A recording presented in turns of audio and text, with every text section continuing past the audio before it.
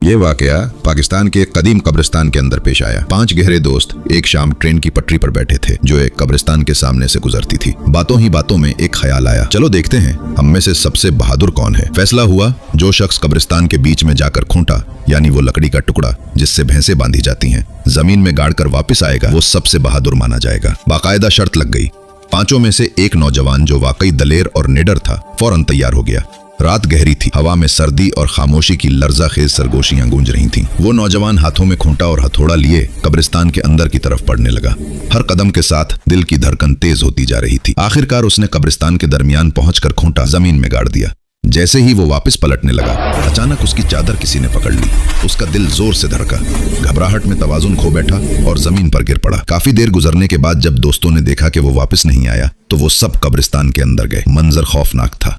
वो बहादुर नौजवान जमीन पर पड़ा हुआ था, जान निकल चुकी थी। करीब ही खूंटा मजबूती से जमीन में गाड़ा हुआ था। जब देखा गया कि क्या वजह बनी तो जो बात सामने आई वो काफी हैरत अंगेज और दिलचस्प थी। उसकी चादर का कोना खूंटे के नीचे अय्या हुआ था और गुमराहट में वो जान की बाजी हार चुका था। डर के उस एक लम्हे ने बहादुरी पर फतह हासिल कर ली। ये वाकया आज भी लोगों को याद दिलाता है कि कभी कभी खौफ खुद मौत बन जाता है, चाहे खतरा हकीकत न भी हो।